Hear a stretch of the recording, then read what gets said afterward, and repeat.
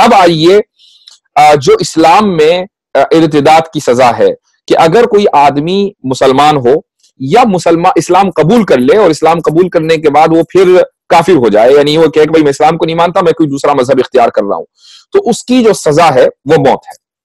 ये एक फैक्ट है, हमें इसका इंकार नहीं करना है और ये इस्लाम में मौजूद है।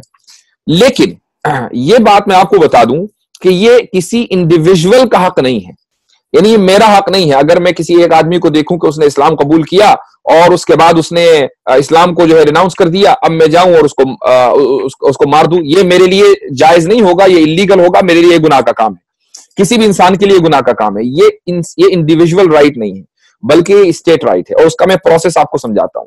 मिसाल के तौर पर एक आदमी इस्लाम कबूल करने के बाद या वो बॉर्न मुस्लिम है और वो मजहब जो है वो छोड़ देता है, वो ये कहता है भाई मुझे तो कुछ और इख्तियार करना है, क्रिश्चियन बनना है या जू बनना है, कुछ भी बनना है, तो ऐसा नहीं है कि एकदम जो है उसको सजा दे दी जाएगी, बल्कि जो प्रोसेस है वो ये है कि जब ये साबित हो जाए कि ये आदमी अपोस्टेट बन चुका है, तो अब उसको 3 दिन की मोहलत दी जाती है। 3 दिन में उसके जो डाउट्स हैं इस्लाम के ताल्लुक से वो उसको क्लियर करने का मौका दिया जाता है, और अगर वो 3 दिन में मुतमईन ना हो और उसके डाउट्स क्लियर ना हो और ये साबित हो जाए कि भाई ये आदमी इसको प्रॉब्लम इस्लाम से नहीं है बल्कि ये एक निजाम को, जो एक इस्टेब्लिश्ड ऑर्डर है, उसके खिलाफ बगावत करना चाहता है, तो अब उसके ऊपर सजाए मौत जारी होगी और ये स्टेट देगा। और ये सजाए मौत सिर्फ मर्द के ऊपर जारी होगी, औरत के ऊपर जारी नहीं होगी, औरत को सजाए मौत नहीं दी जाएगी, ये फर्क है। अब आपको मैं बताऊं कि जो मॉडर्न लॉ है, अगर मान लीजिए आप कोई जुर्म करते हैं तो कोई भी किसी भी दुनिया के किसी भी मुल्क में चले जाइए, उस जुर्म के साबित होने के बाद आपको 3 दिन तो क्या 3 घंटे की भी मोहलत नहीं दी जाती। आप ये नहीं कह सकते कि भाई मैंने जुर्म तो कर लिया लेकिन मैं जो हूं माफी मांगता हूं और आप मुझे छोड़ दो, ऐसा कहीं नहीं होता। जुर्म अगर साबित हो गया तो सजा मिलनी ही है हर हाल में, ठीक है। तो ये एक तो मैंने आपको प्रोसेस बताया। अब मैं आपको थोड़ा सा और आगे लेकर चलता हूं, लेकिन उससे पहले मैं आपको 2-3 मुल्कों के कवानीन बताना चाहूंगा। हमारे मुल्क में, इंडिया में एक आईपीसी सेक्शन 124 है। आईपीसी सेक्शन 124 जो है ये सेडेशन लॉ है, ठीक है। सेडेशन लॉ आप आजकल बहुत खबरों में आ रहा है। जेएनयू के जो स्टूडेंट्स है, क्या नाम था उसका, कन्हैया कुमार है या उमर खालिद वगैरह है, इन लोगों के ऊपर जो है सेडेशन चार्जेस लगे हुए हैं। भाई क्या इनका जुर्म है? इनका जुर्म ये था कि इन्होंने जो है जेएनयू में एक जमाने में 2-3 साल पहले जो है वो नारे लगाए थे कि हमें आजादी चाहिए। तो गोया कि जो एक इस्टेब्लिश्ड ऑर्डर है, यानी जो मुल्क है उसके खिलाफ इन्होंने बगावत वाले नारे लगाए थे, इसलिए इनके ऊपर सेडेशन चार्जेस लगा दिए गए। अब आप ये देखिए कि जो सेडेशन चार्जेस हैं उसकी सजा क्या है इंडिया में। इंडिया में जो उसकी सजा है वो ये है कि या तो उम्र कैद होगी, अगर डिपेंड करता है कि किस तरह का सेडेशन है, तो या तो उम्र कैद होगी या 3 साल विद जुर्माना और या फिर सिर्फ जुर्माना। ये तो है इंडिया का लॉ।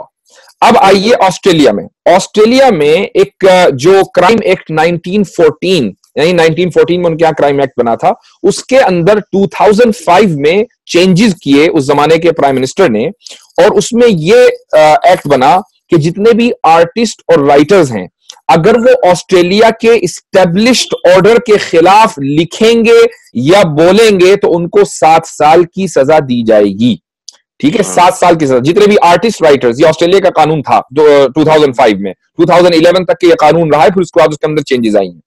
कनाडा में जो सेडेशन लॉ है वो ये है कि अगर आप इस कानून के वायलेशन करते हैं तो आपको 14 साल की सजा दी जाएगी। कहां? ऑस्ट्रेलिया में 7 साल, कनाडा में आप गए तो 14 साल। अब आइए इंग्लैंड का सबसे खतरनाक कानून मैं आपको बताता हूं। इंग्लैंड में कानून यह है कि आपको, जब आप मसलन इंग्लैंड गए और वहां जाकर आपने रिहाइश इख्तियार कर ली और कुछ सालों के बाद आपको नेशनलिटी भी मिल गई, अब आप ब्रिटिश पासपोर्ट होल्डर हो गए, ठीक है। तो ब्रिटिश पासपोर्ट होल्डर होने का जो प्रोसीजर है ना वो ये है कि आपको ओथ लेनी पड़ेगी। ओथ में आप ये कहेंगे भाई जो क्वीन है या जो किंग अगर आगे चलकर आएगा या इससे पहले जो किंग था, तो मैं उसके साथ लॉयल्टी की कसम खाता हूं कि मैं उसके साथ लॉयल रहूंगा। अब जब आपने लॉयल्टी की कसम खा ली तो आप ब्रिटिश लॉ जो है वो आपके ऊपर अप्लाई होगा।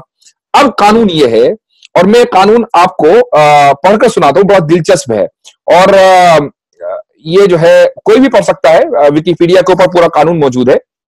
इसकी जो इबारत है वो ये है, जो टेक्स्ट है वो ये है कि a seditious intention is an intention to bring into hatred or contempt or to excite dissatisfaction against the person of His Majesty, his heir or successors, or the government and constitution of the United Kingdom as by law established, or either House of Parliament or the administration of justice, or to excite His Majesty's subjects to attempt otherwise than by law by lawful means the alteration of any matter in church or state by law established.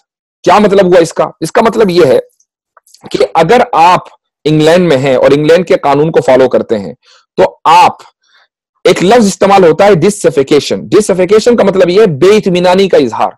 आप queen के खिलाफ बेइत्मीनानी का इजहार नहीं कर सकते, नफरत का इजहार नहीं कर सकते, डिसलॉयल्टी नहीं कर सकते। चलो ये तो क्वीन का मसला हो गया। क्वीन के जो वारिस हैं उनके खिलाफ भी आप ये काम नहीं कर सकते। चलो भाई क्वीन के वारिस के खिलाफ भी नहीं करेंगे। आप पार्लियामेंट के खिलाफ भी नहीं कर सकते। आप इंग्लैंड के कॉन्स्टिट्यूशन के खिलाफ भी नहीं कर सकते। चलो भाई नहीं करेंगे। आप इंग्लैंड के चर्च के खिलाफ भी नहीं कर सकते। ठीक है, चर्च जिसका ताल्लुक मजहब से है, चर्च के अंदर अगर आप कोई तब्दीली करना चाहते हैं और आप चर्च के कानून से मुतमईन नहीं है तो आप ये काम नहीं कर सकते। 1998 तक अगर कोई आदमी ये काम करता हुआ पाया जाता था तो उसकी सजा मौत थी। उसकी सजा क्या थी? Death penalty. 1998 तक, ठीक है। 98 के बाद आज तक अब जो सजा है वो मौत नहीं है, मौत उन्होंने खत्म कर दी मौत की सजा, लेकिन सजाए उम्र कैद आज भी हो सकती है। ठीक है।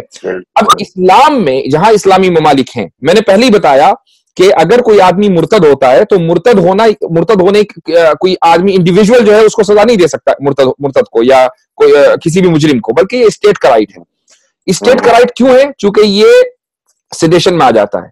जब आप एक आदमी जो है इस्लाम कबूल करता है तो इस्लाम कबूल करके गोया कि वो ये कह रहा है कि मैं इस्लाम से लॉयल रहूंगा, मैं जो इस स्टेट का जो मजहब है, जो इस्टेब्लिश्ड ऑर्डर है, मैं उसके साथ लॉयल रहूंगा।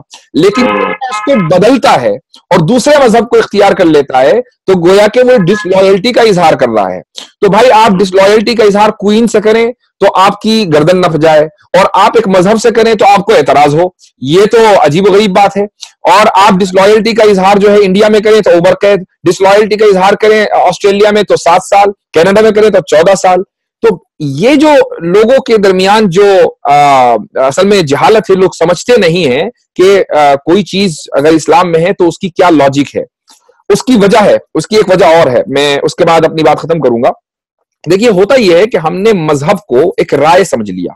हम ये समझते हैं कि भाई मजहब को फॉलो करना मेरी जो है वो एक ऐसा है जैसे मैंने कोई राय दे दी, और जब मैं राय अपनी दे सकता हूं तो मैं राय बदल भी सकता हूं। आज मेरी राय कुछ है, कल मेरी राय दूसरी हो सकती है। हालांकि ये गलत है। मजहब जो है वो कोई ऐसा नहीं है जैसे आपने कोई राय दे दी, बल्कि मजहब जो है वो एक इस्टेब्लिश्ड ऑर्डर है, और एक इस्टेब्लिश्ड ऑर्डर को बदलना कानूनन जुर्म है और हर मुल्क में जुर्म है। इंडिया में भी जुर्म है, वो पाकिस्तान में भी जुर्म है, वो कनाडा में भी जुर्म है।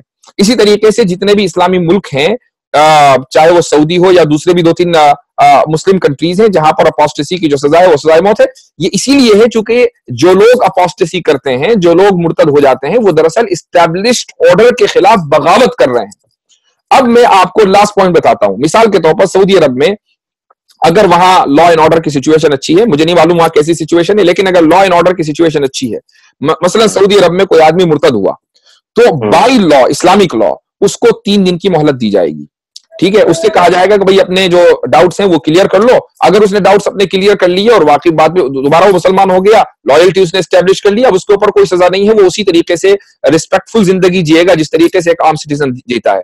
लेकिन अगर वही आदमी इंग्लैंड 1998 से पहले इंग्लैंड जाता और वहां जाकर वो क्वीन की मसलन बेइज्जती कर देता, डिसलॉयल्टी कर देता, तो अब उसको 3 दिन नहीं 3 घंटे भी नहीं मिलते। अगर ये साबित हो जाता कि इसने जुर्म किया है तो उसको सजाए मौत होनी थी। बिल्कुल, ये बड़ा डिफरेंस है। जबरदस्त मुफ्ती साहब, बहुत बहुत शुक्रिया, आपने नॉलेज में इजाफा किया।